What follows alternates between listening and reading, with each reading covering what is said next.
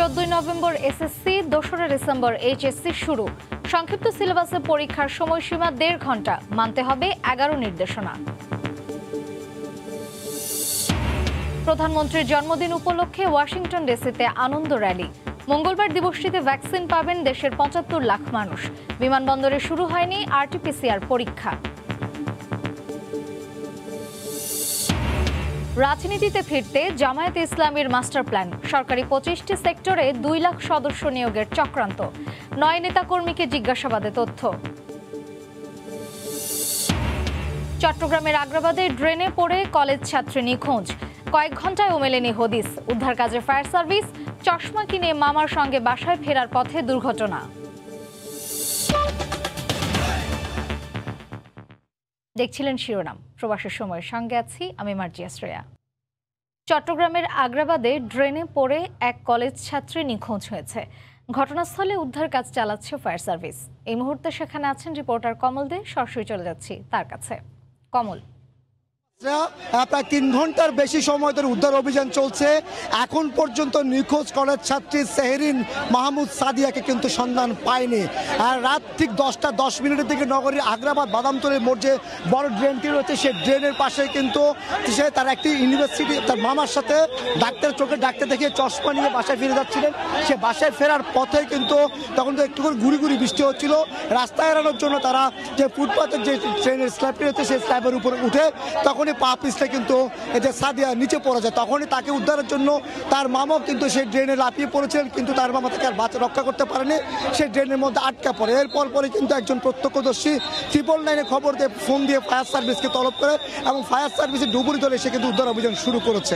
সেই উদ্ধার অভিযান এখন পর্যন্ত তারা সন্ধান করে 3টি পয়েন্টে এই উদ্ধার অভিযান চলছে। মূলত আমরা যতটুকু জানতে পেরেছি 3টি অর্থাৎ যে বাদামতলী যে মোড় সেটি এবং আখতারুজ্জামান সেন্টার এবং বারিক বিল্ডিং মোড়, এই 3টি পয়েন্টে কিন্তু উদ্ধার অভিযান চলছে। তারা ধারণা করছে যেহেতু একটি বিশাল আকৃতির ড্রেন, এই ড্রেনে তখন কিন্তু পানি ছিল, সে পানির তোরে হয়তো সাদিয়া ভেসে যেতে পারে, সেই আশঙ্কা থেকে কিন্তু তারা এই উদ্ধার অভিযান চালিয়েছে। আমরা দেখেছি স্থানীয় যখন দমকল কর্মীরা একের পর উদ্ধার অভিযান চালিয়ে এরপরে কিন্তু স্থানীয়রা সেই অভিযানে যোগ দিয়েছে এবং স্থানীয়রা কিন্তু চেষ্টা করছে উদ্ধার করার জন্য।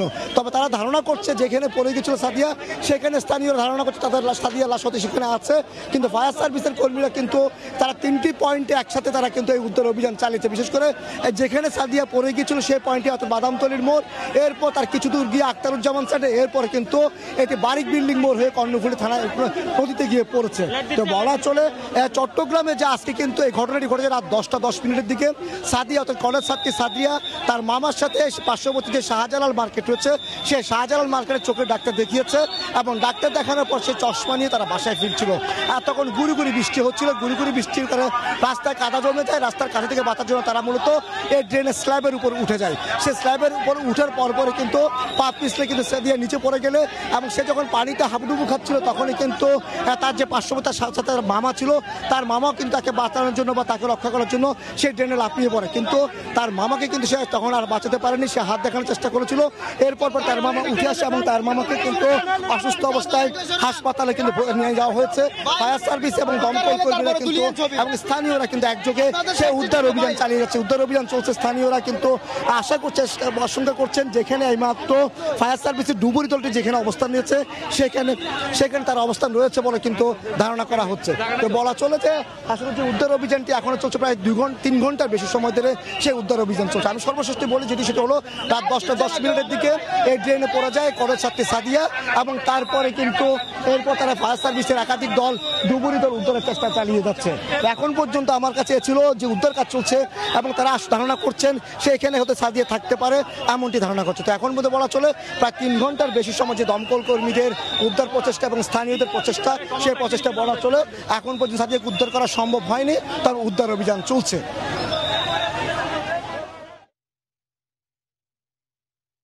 চট্টগ্রামের আগ্রাবাদে ড্রেনে পড়ে কলেজ ছাত্রীর উদ্ধার কাজ সর্বশেষ জানাচ্ছিলেন সহকর্মী কমল দে। 14 নভেম্বর এসএসসি এবং 2রা ডিসেম্বর থেকে এইচএসসি পরীক্ষা শুরু হচ্ছে। এমসিকিউ ও লিখিত পরীক্ষার মধ্যে কোনো বিরতি না দিয়ে সময় থাকবে 1.5 ঘন্টা। স্বাস্থ্যবিধি মেনে পরীক্ষা নেওয়ার নির্দেশনা দিয়ে সময়সূচি চূড়ান্ত করেছে মাধ্যমিক ও উচ্চশিক্ষা অধিদপ্তর। এসএসসিতে প্রত্যেক পরীক্ষার্থীকে 3টি ও এইচএসসিতে 6টি বিষয়ের পরীক্ষা দিতে হবে। করোনা মহামারীর ভয়াবহতায় 2020 সালের 17 মার্চ বন্ধ হয়ে যায় দেশের সব শিক্ষা প্রতিষ্ঠান। ওই বছরই এসএসসি ও এইচএসসি পরীক্ষার্থীদের দেয়া হয় অটোপাস। বিশ্বজুড়ে অতিমারির প্রকোপ কমে আসলে গত 12 সেপ্টেম্বর খুলে দেয়া হয় শিক্ষা প্রতিষ্ঠান। এর ধারাবাহিকতায় সোমবার এসএসসি ও এইচএসসির সময়সূচি প্রকাশ করা হলো। 14 নভেম্বর বিজ্ঞান বিভাগের পদার্থবিজ্ঞান তত্ত্বীয় পরীক্ষার মধ্য দিয়ে শুরু হবে এবছরের প্রথম পাবলিক পরীক্ষা, শেষ হবে 23 নভেম্বর। এইচএসসি শুরু হবে 2 ডিসেম্বর, শেষ হবে 30 ডিসেম্বর। এবার পরিবর্তিত পরিস্থিতিতে সংক্ষিপ্ত সিলেবাসে নৈর্বচনিক বিষয়গুলোর পরীক্ষা নেওয়া হবে। তাতে এসএসসিতে প্রত্যেক পরীক্ষার্থীকে 3টি ও এইচএসসিতে 6টি বিষয়ের পরীক্ষা দিতে হবে। এক্ষেত্রে এমসিকিউ ও সিকিউ উভয় অংশের পরীক্ষার মধ্যে কোনো বিরতি থাকবে না। সময় থাকবে 1.5 ঘন্টা। মাধ্যমিক ও উচ্চশিক্ষা অধিদপ্তরের মহাপরিচালক সময় সংবাদকে জানান, যথাযথ স্বাস্থ্যবিধি মেনেই অনুষ্ঠিত হবে পরীক্ষা। স্কুলের প্রিপারেশন হচ্ছে যে আমাদের তো আপনি জানেন যে স্বাস্থ্যবিধি মানার জন্য যা যা করা দরকার আমাদের সারা দেশের সব শিক্ষা প্রতিষ্ঠান সেটা সম্পন্ন করেছে। স্বাস্থ্যবিধি মানার ব্যাপারে যে সংখ্যাটা ছিল আপাতত সেরকম কোনো সংখ্যা আমাদের নেই। আমরা স্বাস্থ্যবিধি মেনেই এই পরীক্ষাগুলো নিতে পারি। পরিস্থিতি বিবেচনায় নিয়েই তারা প্রস্তুত করছেন শিক্ষার্থীদের। এছাড়া পরীক্ষা অনুষ্ঠানের জন্য বাড়তি সচেতনতার উপর জোর দিচ্ছে প্রতিষ্ঠানগুলো। কিছুদিন আগেও একটা অনিশ্চয়তায় ভুগছিলাম যে আমরা কি অটোপাসের দিকে যাচ্ছি, আমাদের এক্সামের রেজাল্ট এখন আমাদের পরীক্ষা নেবে। আশা করি আমাদের কলেজে ভর্তির জন্য সহজ একটা পদ্ধতি হবে। শর্ট সিলেবাস দেওয়া হয়েছে, যার কারণে আমরা পরীক্ষার জন্য অনেক ভালোভাবে প্রিপেয়ার হতে পারবো। আমার সম্পূর্ণভাবে প্রস্তুত। আমরা অ্যাসাইনমেন্টের নম্বর চেয়েছে, আমরা পাঠিয়ে দিয়েছি এবং প্র্যাকটিক্যালের যে বিষয়গুলি যে সাবজেক্টে রয়েছে প্র্যাকটিক্যাল, সে প্র্যাকটিক্যালের খাতা আমাদের কাছে জমা হয়ে গেছে। মাউসির নির্দেশনা অনুসারে পরীক্ষার্থীরা তাদের নিজ নিজ প্রতিষ্ঠান প্রধানের কাছ থেকে পরীক্ষা শুরুর 3 দিন আগে প্রবেশপত্র সংগ্রহ করবে। প্রতিদিন সকাল 10টা থেকে 11:30 এবং বিকাল 2টা থেকে 3:30 পর্যন্ত পরীক্ষা অনুষ্ঠিত হবে। কামরুল হাসান সবুজ, সময় সংবাদ, ঢাকা। এদিকে এসএসসি ও এইচএসসি পরীক্ষার সূচি ঘোষণায় খুশি পরীক্ষার্থীরা, স্বস্তি জানিয়েছেন অভিভাবকরাও। এরই মধ্যে স্বাস্থ্যবিধি মেনে পুরো দমে ক্লাস শুরু হওয়ায় পরীক্ষা আয়োজনও কঠিন হবে না বলে মনে করছেন শিক্ষকরা। করোনার মহামারীতে 1.5 বছর ধরে বন্ধ স্কুল কলেজ গত 12 সেপ্টেম্বর খুলে দেওয়া হয়। এরপর থেকে সংক্রমণ ঠেকাতে শিক্ষা প্রতিষ্ঠানগুলোতে স্বাস্থ্যবিধি ও সামাজিক দূরত্ব নিশ্চিতে নেওয়া হয়েছে নানামুখী ব্যবস্থা। নির্দেশনা মেনেই পুরোদমে চলছে ক্লাস। এ অবস্থায় সোমবার দেয়া হলো 2021 শিক্ষাবর্ষের এসএসসি ও এইচএসসি পরীক্ষার সময়সূচি। দীর্ঘদিন পর পাবলিক পরীক্ষা না হওয়ার অচল অবস্থা কেটে যাওয়ায় স্বস্তি জানায় শিক্ষার্থী ও অভিভাবকরা। পরীক্ষা হবে কিনা এতদিন তা একটা অনিশ্চয়তার মধ্যে ছিল, কিন্তু এখন একটা পরীক্ষা তারিখ ঘোষণা করা হলো। পরীক্ষার আগে প্রিপারেশন যেমন নিচ্ছিলাম এখন একটু ভয় সংকোচ হচ্ছে। প্রিপারেশন ভালো মতো নেওয়ার চেষ্টা করছি। অটোপাস হচ্ছে না, পরীক্ষা নেওয়া হবে, ওটা শুনে ভালো লাগছে। ক্লাস চলতেছে, পরীক্ষা হবে, পরীক্ষার তারিখ ঘোষণা করে দিয়েছে নভেম্বর 14 তারিখে। এজন্য আমি খুবই খুশি। আর শিক্ষকরা বলছেন ইতিমধ্যে স্বাস্থ্যবিধি মেনে ক্লাস নেওয়ার অভ্যস্ততা তৈরি হয়েছে, তাই পরীক্ষা নেওয়ার প্রস্তুতিও আছে বলে জানান তারা। ওদের সাথে একটু দূরত্ব হয়ে গেছে, ওরা একটু ভয় পাচ্ছে, কিন্তু আশা করি ওরা এটা কাভার দিতে পারবে। যেহেতু অ্যাসাইনমেন্ট করেছে, লেখাপড়ার সাথে টাচে ছিল, ওরা কিছুটা এটার উত্তরণ করতে পারবে। কিন্তু আমার মনে হয় না যে খুব একটা প্রবলেম হবে। ওদের ভয়টা যদি ওরা কাটিয়ে উঠতে পারে তাহলে আশা করি আমরা সাকসেস হতে পারবো। পরীক্ষা সূচির বিশেষ নির্দেশনায় বলা হয়েছে কোভিড-19 অতিমারির কারণে যথাযথ স্বাস্থ্যবিধি মেনে পরীক্ষা অনুষ্ঠিত হবে। পরীক্ষা শুরুর 8 ঘন্টা আগে কক্ষে বসতে হবে। ফেরদৌস লিপি, সময় সংবাদ, চট্টগ্রাম। প্রধানমন্ত্রী শেখ হাসিনার জন্মদিন উপলক্ষে মঙ্গলবার বিশেষ ক্যাম্পেইনে টিকা পাবেন 75 লাখ মানুষ। যারা আগে থেকে নিবন্ধন করেছেন তাদেরকে SMS এর ভিত্তিতে দেয়া হবে কোভিড টিকা। অগ্রাধিকার পাবেন বয়স্ক, নারী এবং শারীরিক প্রতিবন্ধীরা। টিকা প্রত্যাশীদের কেন্দ্রে যেতে হবে জাতীয় পরিচয়পত্র ও টিকা কার্ড সঙ্গে নিয়ে। মজুদের সীমাবদ্ধতার মধ্যেও গত আগস্টের শুরুতে সপ্তাহব্যাপী সারা দেশে গণটিকা ক্যাম্পেইন করেছিল স্বাস্থ্য বিভাগ। ক্যাম্পেইনের প্রথম দিনই দেওয়া হয় রেকর্ড 32 লাখ টিকা। সে সময় প্রথম ডোজ নেওয়া ব্যক্তিদের আবারও ক্যাম্পেইনের মাধ্যমে দ্বিতীয় ডোজ দেওয়া হয় চলতি মাসের শুরুতে। আর সে অভিজ্ঞতা কাজে লাগিয়ে মঙ্গলবার দেশজুড়ে আবারও হতে যাচ্ছে বিশেষ ক্যাম্পেইন। উপলক্ষ প্রধানমন্ত্রীর জন্মদিন, লক্ষ্য 75 লাখ মানুষকে টিকার আওতায় আনা। তবে এবারের ক্যাম্পেইনে থাকছে বেশ কিছু পরিবর্তন। এবার যারা আগে থেকে নিবন্ধন করেছেন তাদের SMS এর মাধ্যমে জানিয়ে দেওয়া হবে টিকা নেওয়ার কথা। এছাড়া অগ্রাধিকার পাবেন বয়স্ক, নারী এবং শারীরিক প্রতিবন্ধীরা। টিকা প্রত্যাশীদের কেন্দ্রে যেতে হবে জাতীয় পরিচয়পত্র ও টিকা কার্ড সঙ্গে নিয়ে। তবে অন্তঃসত্ত্বা ও প্রসূতি নারীরা গণটিকার ক্যাম্পেইনের বাইরে থাকবেন। আগে থেকে নির্ধারিত জনগোষ্ঠী যারা 25 বছর বা তদূর্ধ্ব তাদেরকে SMS এর মাধ্যমে জানিয়ে দিয়ে আমরা ভ্যাকসিন দেব। বয়স্ক, শারীরিক প্রতিবন্ধী এবং নারী তাদেরকে আমরা বিবেচনায় আনবো।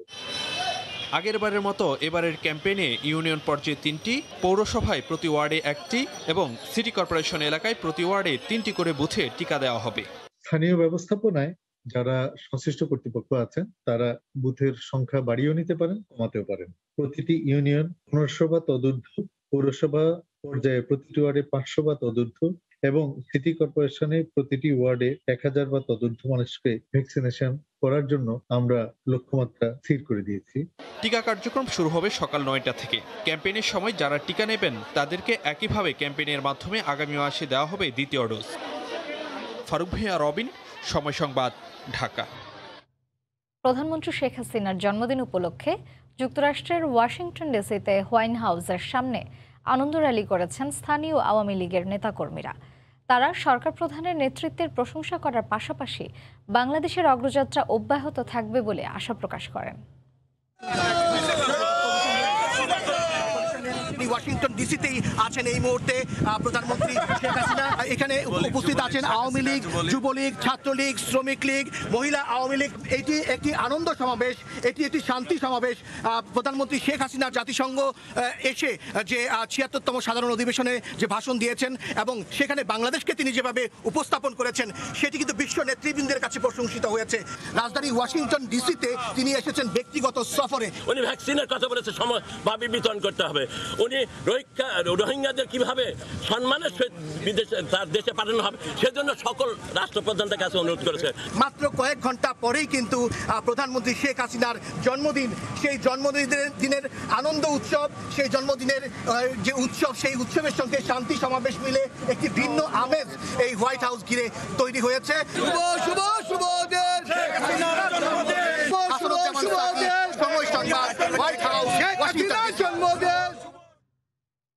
সব শর্ত মেনে আরব আমিরাত গেলেন 70 জন প্রবাসী। কিন্তু সোমবার রাতের মধ্যে বিমানবন্দরে RT-PCR ল্যাবে করোনা পরীক্ষা শুরুর কথা থাকলেও তা হয়নি। স্বাস্থ্য বিভাগ বলছে মঙ্গলবার থেকে বিমানবন্দরে শুরু হতে পারে বিদেশগামীদের করোনা পরীক্ষা। বিমানবন্দরে RT-PCR ল্যাব বসানো হলেও শুরু হয়নি বিদেশগামীদের করোনা টেস্ট, কাটেনি সংশয়। সোমবার হজরত শাহজালাল আন্তর্জাতিক বিমানবন্দরে গিয়ে দেখা যায় আগের নিয়মেই করোনা পরীক্ষা করিয়ে কাগজপত্র নিয়ে রওনা হন প্রবাসীরা। 3 মাস পর সংযুক্ত আরব আমিরাতে প্রবাসীদের ফ্লাইট চালু হলেও ভোগান্তি যেন পিছু ছাড়ছে না।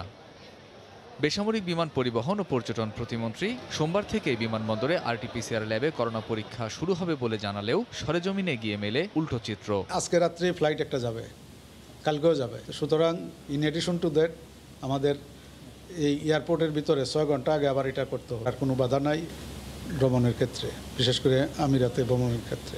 আজকে যেটা হচ্ছে এটা হলো আমাদের মোবাইল, যেটা আমাদের হ্যাঙ্গারের সামনে সেট করা হয়েছে। ওনারা এখান থেকে স্যাম্পল নিচ্ছে, ওখানে গিয়ে টেস্ট করবে।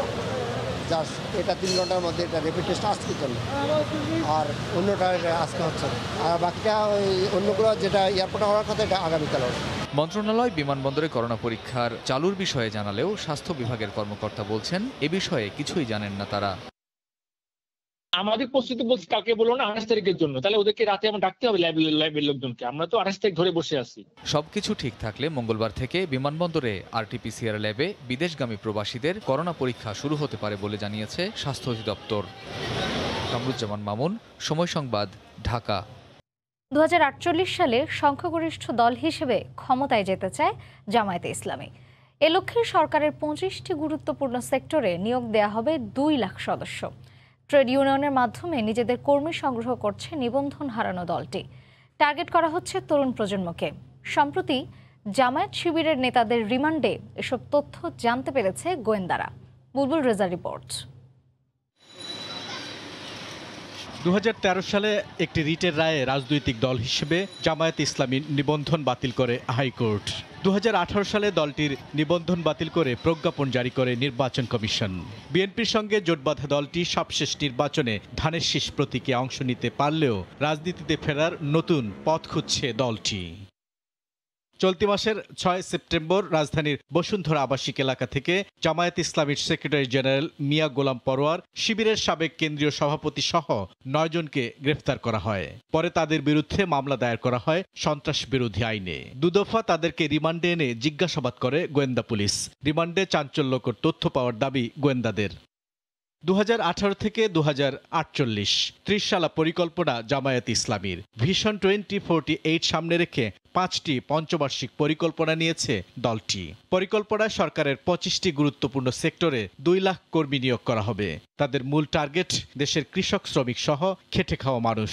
টার্গেট করা হয়েছে তরুণ প্রজন্মকেও।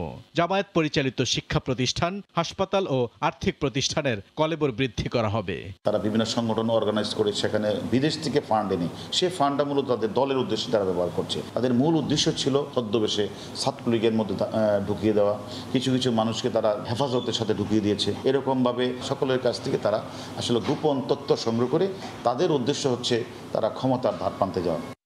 গোয়েন্দা পুলিশ সারা দেশে প্রায় 400 ট্রেড ইউনিয়নের তথ্য পেয়েছে, যেগুলো জামায়াত ইসলামীর পৃষ্ঠপোষকতায় তৈরি হয়েছে। এসব ইউনিয়নের মাধ্যমে দলকে সংগঠিত করা হচ্ছে।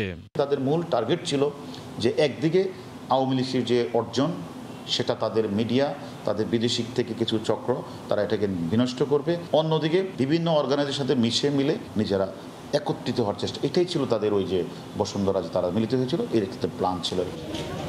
এর আগে 2014 এবং 18 সালের জাতীয় নির্বাচনের আগেও ব্যাপক সহিংসতা এবং ষড়যন্ত্রে লিপ্ত হয়েছিল দলটি। ভোটকেন্দ্র পুড়িয়ে দেয়া সহ নির্বাচনী কাজে সংশ্লিষ্ট ব্যক্তিদের হত্যা করা হয়েছিল। এবার আরেকটি জাতীয় নির্বাচন সামনে রেখে আবারও তারা ষড়যন্ত্র করছে বলে জানান গোয়েন্দারা। বুলবুল রেজা, সময় সংবাদ, ঢাকা। আগুন সন্ত্রাস বিএনপিকে যেমন পিছিয়ে দিয়েছে, তেমনি সিরিজ বৈঠকের নামে আবারও বিশৃঙ্খলা সৃষ্টির পাঁয়তারা করলে দলটি আরও জনবিচ্ছিন্ন হয়ে যাবে বলে মন্তব্য করেছেন আওয়ামী লীগের সাধারণ সম্পাদক ওবায়দুল কাদের। আগামী নির্বাচনে বিএনপির নেতৃত্ব নিয়েও প্রশ্ন তোলেন তিনি। অন্যদিকে আসছে নির্বাচন কোনোভাবেই দলীয় সরকারের অধীনে হতে দেয়া হবে না বলে আবারও হুঁশিয়ারি দিয়েছেন বিএনপি নেতারা। জাতির পিতা বঙ্গবন্ধু শেখ মুজিবুর রহমানের আদর্শের উত্তরাধিকার হিসাবে পেয়েছি। আওয়ামী লীগ সভাপতি ও প্রধানমন্ত্রী শেখ হাসিনার 75তম জন্মদিন উপলক্ষে বঙ্গবন্ধু এভিনিউতে এক অনুষ্ঠানে দলের শীর্ষ নেতারা শেখ হাসিনার প্রজ্ঞা আর রাজনৈতিক জীবনের সাফল্য গাথা তুলে ধরেন। পরে দলের সাধারণ সম্পাদক বলেন, আওয়ামী প্রধান এখন বিশ্ব নেতা। সিরিজ বৈঠকের নামে বিএনপি নানা আন্দোলন সংগ্রামের হুমকি দিলেও সামনে থেকে নেতৃত্ব দেওয়ার মতো তাদের কেউ নেই। এটা আমি চ্যালেঞ্জ করেছি যে আপনাদের পার্টিতে পরবর্তী নির্বাচনের জন্য পরবর্তী প্রধানমন্ত্রী প্রার্থী আপনাদের কে? অপর এক অনুষ্ঠানে আওয়ামী লীগের যুগ্ম সাধারণ সম্পাদক মাহবুবুল আলম হানিফ বলেছেন, মিথ্যাচার করে বিএনপি দেশে অস্থিরতা সৃষ্টি করার চেষ্টা করছে। 2013 সালে সারা দেশে তারা জ্বালাও পোড়াও সহিংসতা করে দেশকে অস্থিতিশীল করে অচল করার চেষ্টা করেছিলেন। এখনও কিন্তু সেই পাকিস্তানের আদর্শের অনুসারে তারা এখনও দেশের মধ্যে সক্রিয়, তারা এখনও ষড়যন্ত্রে লিপ্ত। এদিকে জাতীয় প্রেস ক্লাবে এক আয়োজনে বিএনপি নেতারা এবার আর দলীয় সরকারের অধীনে নির্বাচনে যাবে না বলে সাফ জানিয়ে দেন। এই সরকারের পতন ছাড়া এই দেশের গণমানুষের গণতন্ত্র কায়েম হবে না। বিভেদ ভুলে ঐক্যবদ্ধ জোট করে এই সরকার পতনের আহ্বান জানান বিএনপি মহাসচিব। আমাদের নিজেদের মধ্যে ঐক্যকে আরো সুদৃঢ় করতে হবে। সমস্ত জনগণকে সঙ্গে নিয়ে আমাদের কাজকে অবশ্যই রুখে দাঁড়াতে হবে। গণ-অভ্যুত্থানের মধ্য দিয়ে জনগণের সরকার প্রতিষ্ঠা করতে হবে। সংবিধান মেনে পরবর্তী নির্বাচন কমিশন গঠনে সরকারের প্রতি আহ্বান জানায় বিএনপি। রাশেদ লিমন, সময় সংবাদ, ঢাকা। মানবেতর জীবনযাপন করছেন বিদেশ ফেরত নারী শ্রমিকরা। গবেষণা প্রতিষ্ঠান বিলস এক প্রতিবেদনে দাবি করেছে, ফেরত আসা 38% নারীকে সমাজে হেয় প্রতিপন্ন করা হয়। এই অপবাদে স্বামী সংসার হারিয়েছেন অনেকেই, ঠাঁই দেয়নি বাবা মাও। 60% নারী শ্রমিক পাননি কোনো কাজ। এই অবস্থায় বিদেশ ফেরত নারী শ্রমিকদের পুনর্বাসনে সরকারকে এগিয়ে আসার আহ্বান জানিয়েছে বিলস। দেশের অর্থনীতিতে বড় অবদান রাখছে প্রবাসীদের পাঠানো রেমিটেন্স। করোনা মহামারীর মধ্যেও বছরে $20 বিলিয়ন বেশি অর্থ দেশে পাঠিয়েছেন 1,20,00,000 প্রবাসী শ্রমিক, যার মধ্যে 9 থেকে 10 লাখ রয়েছেন নারী। এসব প্রবাসী নারী শ্রমিক কর্মক্ষেত্রে নানা রকম নির্যাতন সহ্য করে দেশে ফেরত এসে মুখোমুখি হন কঠিন এক বাস্তবতার। যশোর, ফরিদপুর ও চট্টগ্রামের বিদেশ ফেরত ৩২৩ প্রবাসী নারী শ্রমিকের দেয়া তথ্যের ভিত্তিতে সোমবার Bangladesh institute of labour studies BILS এক গবেষণা প্রতিবেদনে দাবি করছে, কর্মক্ষেত্রে 52% নারী শ্রমিক জবরদস্তিমূলক শ্রমের শিকার হয়েছেন। খাদ্য ও পানি সংকটে ভুগেছেন 61%। ফলে বছর না ঘুরতেই বাধ্য হয়ে দেশে এসেছেন 55% নারী শ্রমিক। সেখানে যাওয়ার পরে তার প্রত্যাশা এবং প্রাপ্তির মধ্যে একটা বড় ধরনের গ্যাপ তৈরি হয় এবং সেখানে তার অধিকারটা কোনোভাবেই সে আর পায় না। তখন সে এই ধরনের হতাশা থেকে, না পাওয়ার বেদনার থেকে সে তখন ফিরে আসতে বাধ্য হয়। এখানে হ্যারাসমেন্ট একটা অনেক বড় ধরনের একটা কারণ। শুধু কি তাই, দেশে এসে কাজ না পেয়ে ঋণগ্রস্ত হয়েছেন 61% নারী শ্রমিক। চরিত্রহীনার অপবাদে পরিবার পরিজন হারিয়ে মানসিকভাবে অসুস্থ হয়ে পড়েছেন অনেকেই। ওনার মা বাবা আমাকে কথা বলছেন না, ওনারা বলছেন যে তুমি একজন চরিত্রহীন উইমেন, তোমার সাথে কথা বলছি। এরকম একটা অবস্থা। ওখানে কোরবানি হয়েছে, কেউ তাকে কোরবানির মাংস দিচ্ছে না, গত বছর কোরবানির মাংস দিচ্ছে না, বলছে যে আমরা অন্তত একটা কুকুরকে কোরবানির মাংস দিব, বাট তোমাকে দিব না। So this is the situation তাদের। এবং তার স্বামী প্রায় তাকে বলছেন তুমি মরে যাও না কেন। করোনা মহামারীতে কাজ হারিয়ে প্রতি মাসে গড়ে 200 থেকে 300 নারী শ্রমিক দেশে আসছেন। এ অবস্থায় নারী শ্রমিকদের জন্য উপযুক্ত সামাজিক সুরক্ষা ব্যবস্থা প্রণয়ন, কর্মসংস্থান সৃষ্টি ও সহজ শর্তে ঋণ দিতে সরকারের কাছে সুপারিশ করেছে বিলস। শুভ খান, সময় সংবাদ, ঢাকা। ই কমার্স নিয়ে অর্থ ও বাণিজ্য মন্ত্রণালয়ের সমন্বয়হীনতা নিয়ে কথা উঠল উচ্চ আদালতে। প্রশ্ন উঠেছে ই কমার্সের রাজস্ব ফাঁকি নিয়েও। মঙ্গলবার এই বিষয়ে আদেশ দেয়া হবে। এদিকে সারা দেশের অনিবন্ধিত সুদ কারবারিদের তালিকা তৈরি করে আইনি ব্যবস্থার নির্দেশ দিয়েছেন আরেকটি বেঞ্চ। ইভ্যালি, ইঅরেঞ্জ, ধামাকা সহ কয়েকটি ই কমার্স প্রতিষ্ঠান থেকে প্রতারিত হয়েছেন লাখ লাখ গ্রাহক। সেই টাকা কিভাবে ফেরত পাবেন ক্ষতিগ্রস্তরা তা নিয়ে চলছে আলোচনা। এছাড়া ই কমার্সে শৃঙ্খলা ফেরাতে আইন করারও কাজও শুরু হয়েছে।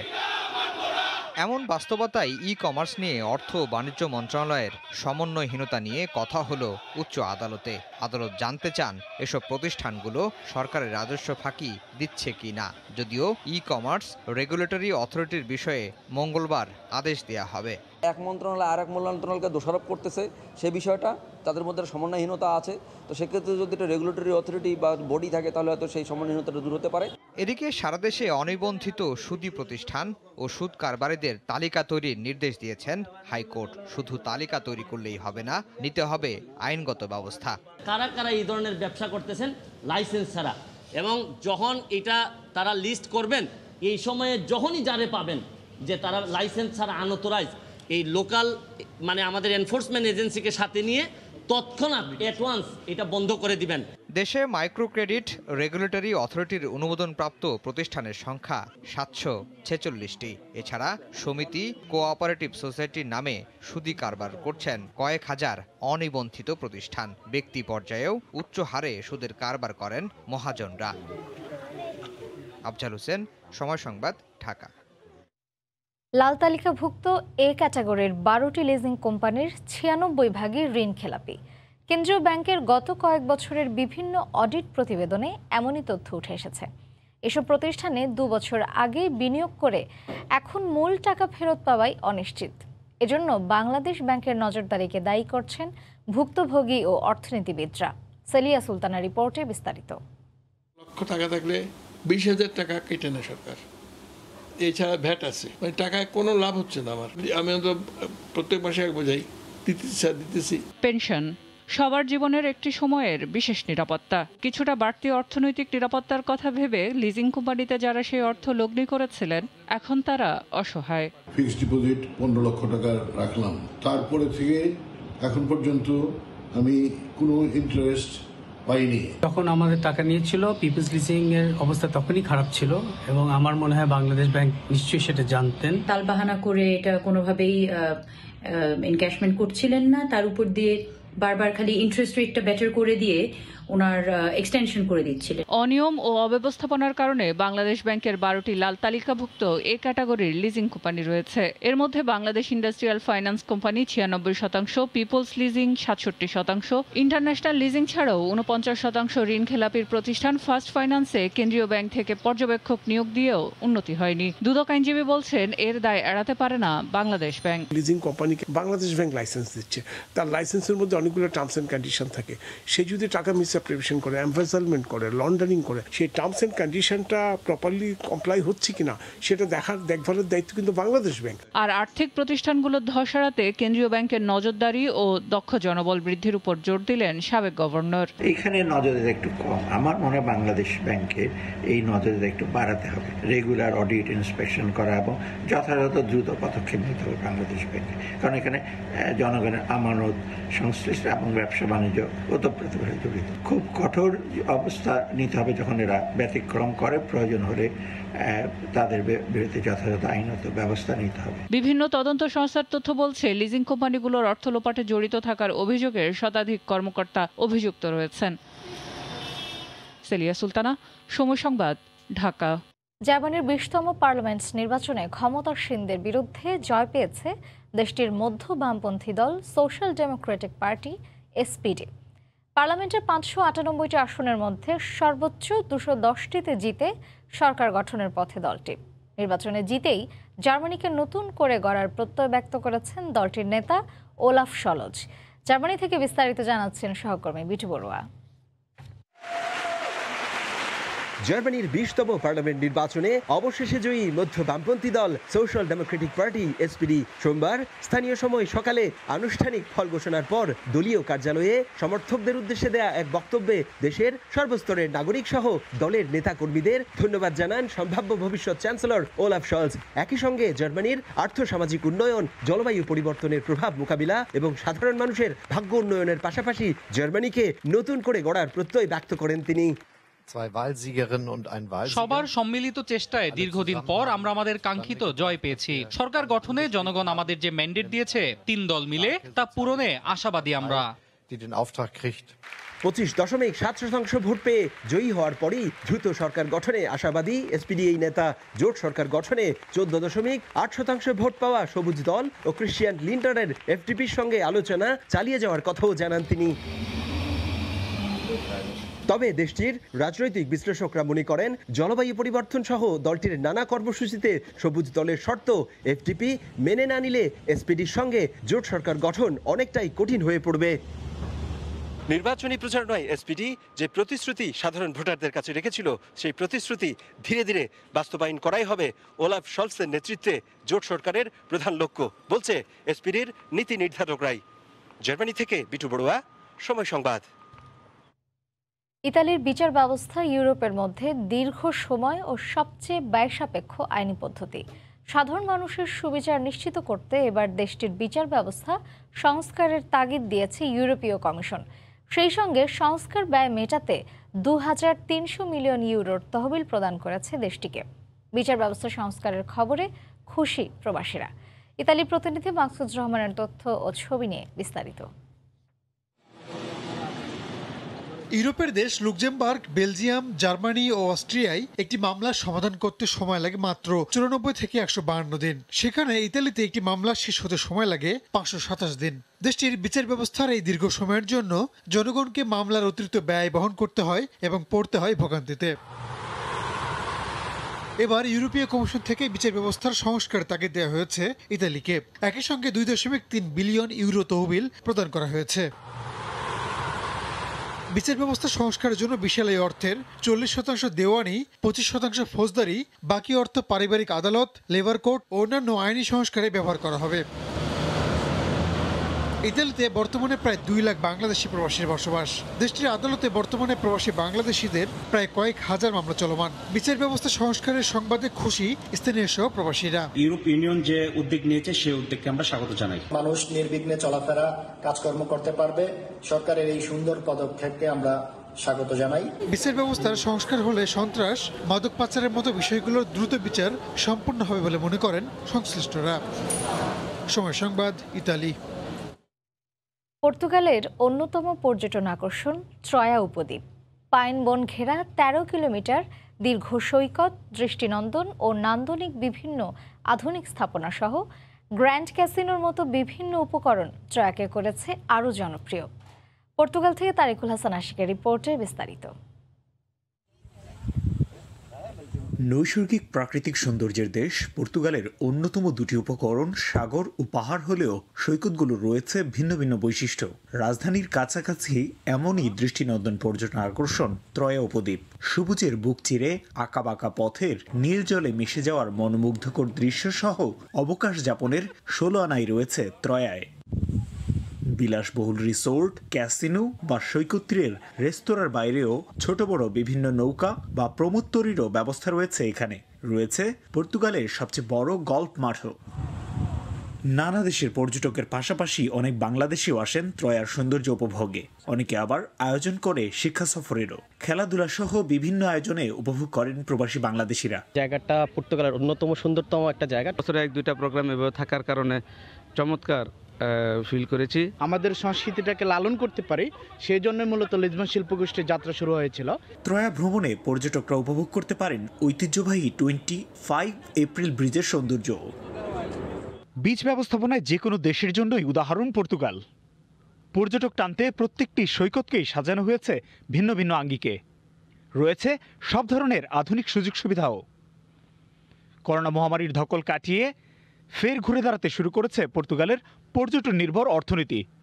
তবে শীতকালকে সামনে রেখে বাড়তি সতর্কতাও রয়েছে পর্তুগিজ সরকারের। ত্রয়া থেকে তারিকুল হাসান আশিক, সময় সংবাদ, পর্তুগাল। সংযুক্ত আরব আমিরাতে গলফ ফটো প্লাস ও বাংলাদেশ আর্ট উইক দুবাইয়ের যৌথ উদ্যোগে ভিডিও ও আলোকচিত্র প্রদর্শনী চলছে। এতে ৫ জন বাংলাদেশি শিল্পীর কাজ প্রদর্শিত হচ্ছে। শিবলি আল সাদেকের রিপোর্ট। দুবাইয়ে চলছে ভিডিও ও আলোকচিত্র প্রদর্শনী। স্থানীয় আল সার্কেল এভিনিউয়ের গলফ ফটো প্লাসের সাথে বাংলাদেশ আর্ট উইক এই প্রদর্শনীর আয়োজন করেছে। প্রদর্শিত আলোকচিত্রের মধ্যে গুরুত্ব পেয়েছে ইতিহাস, ভাষা, সংস্কৃতি ও ঐতিহ্যের। আমরা বাংলাদেশ আর্ট উইক দুবাইয়ের আন্ডারে 3টা ইভেন্ট করেছি, একটা আর্ট এক্সিবিশন এবং আরেকটা international solo creative residency program. এটা আমাদের 3rd ইভেন্ট, যেটা আল সার্কেল লেট। ডিউরিং আল সার্কেল লেট আমরা আল সার্কেল অ্যাভিনিউতে গলফ ফটো ক্লাসে আজকে শোটার ওপেন করেছি, যেখানে 5 জন আর্টিস্টের কাজ রয়েছে। যৌথ প্রদর্শনীতে সুমন আহমেদ, পলাশ ভট্টাচার্য, মার্জিয়া ফারহানা, শাহরিয়া শারমিন এবং সুনেম ওয়াসিফের কাজ প্রদর্শিত হচ্ছে, যার কিউরেটর রামা ঘানা। প্রদর্শনী দেখতে প্রতিদিনেই ভিড় করছেন সাধারণ মানুষ। বাংলাদেশ কমিউনিটির পাশাপাশি দূতাবাসের কর্মকর্তারাও প্রদর্শনী উপভোগ করছেন। বাংলাদেশি যারা আর্টিস্ট আছে তাদের ইমাজিনেশনকে এখানে যেভাবে ফুটিয়ে তুলেছে সেটি অত্যন্ত ভালো লাগছে এবং আশা করব যে আপনারা যারা আজকে আমাদের বাংলাদেশি মিডিয়া এখানে কাজ করছেন তারাও বাংলাদেশের এই চিত্রকর্মকে সারা বিশ্বের কাছে ছড়িয়ে দেবে। আগামী 7 অক্টোবর পর্যন্ত এই প্রদর্শনী চলবে। শিবলি আল সাদিক, সময় সংবাদ, সংযুক্ত আরব আমিরাত। সাফ চ্যাম্পিয়নশিপের জন্য 23 সদস্যের চূড়ান্ত দল ঘোষণা করেছে বাফুফে। লাল সবুজের জার্সিতে খেলার স্বপ্ন পূরণ হলো না বাংলাদেশের নাগরিকত্ব পাওয়া নাইজেরিয়ান ফুটবলার এলিটা কিংসলের। দক্ষিণ এশিয়ার শ্রেষ্ঠত্বের আসর সাফ চ্যাম্পিয়নশিপের চূড়ান্ত দলে ঠাঁই হচ্ছে কাদের, এ নিয়ে দিনভর উত্তাপ ছিল ফুটবল পাড়ায়। 27 জনের মধ্যে 23 সৌভাগ্যবান ফুটবলার কারা হচ্ছেন। অবশেষে সন্ধ্যার পর সাফ জয়ের মিশনে যাওয়া সৈনিকদের নাম প্রকাশ করলেন অস্কার ব্রুজন। 27 জনের দলে ঠাঁই পাওয়ার পর থেকেই বাংলাদেশের জার্সি গায়ে মাঠে নামার স্বপ্ন বুনছিলেন নাইজেরিয়ান এলিটা কিংসলে, কিন্তু ফিফার ছাড়পত্র না পাওয়ায় শেষ পর্যন্ত কপাল পুড়েছে 31 বছর বয়সী এই ফুটবলারের। নাইজেরিয়ান তারকাকে নিয়ে ফরোয়ার্ডদের গোল না পাওয়ার দীর্ঘদিনের খরা কাটাতে চেয়েছিলেন ব্রুজন, কিন্তু শেষ পর্যন্ত ফিফার সবুজ সংকেত না পাওয়ায় বৃথা গেছে বাফুফের চেষ্টা। কিংস লেগে ছাড়া ব্রুজনের আক্রমণ ভাগের সুযোগ পেয়েছেন বিপ্লু আহমেদ, সুফিল, ইব্রাহিম, মতিন মিয়া, সুমন রেজা ও জুয়েল রানা। মাঝ মাঠে আছেন আতিকুর রহমান ফাহাদ, সোহেল রানা, সাদুদ্দিন, জামাল ভুইয়া ও রাকিব হোসেন। রক্ষণে জেমির মতো ব্রুজনেরও আস্থা বিশ্বনাথ, তপু, তারিক কাজী, রহমত মিয়া, রাফি, ইয়াসিন আরাফাত, রেজাউল করিম, টুটুল হোসেন বাদশাহ ও মোহাম্মদ হৃদয়ের ওপর। দলে একমাত্র নতুন মুখ হৃদয় তৃতীয়, দ্বিতীয় ও প্রথম বিভাগ হয়ে 2018-19 মৌসুমে আবাহনীতে নাম লেখান। বয়সভিত্তিক দলে খেলেছেন তিনি। গোলপোস্টের অতন্দ্র প্রহরীর নামের তালিকায় 3 জনকে রেখেছেন ব্রুজন। জিকো, শহীদুলের সঙ্গে আছেন আশরাফুল ইসলাম রানা। 27 জনের দল থেকে আরও বাদ পড়েছেন মানিক মোল্লা, ডিফেন্ডার আতিকুজ্জামান ও মেহেদি হাসান। সাফ চ্যাম্পিয়নশিপের 13তম আসর শুরু হবে শুক্রবার। প্রথম দিনেই নিজেদের প্রথম ম্যাচে শ্রীলঙ্কার মুখোমুখি হবে বাংলাদেশ। পারভিন আক্তার, সময় সংবাদ। এ পর্যায়ে শীর্ষ সংবাদগুলো জানিয়ে দিচ্ছি আরও একবার। 14 নভেম্বর এসএসসি, 2রা ডিসেম্বর এইচএসসি শুরু।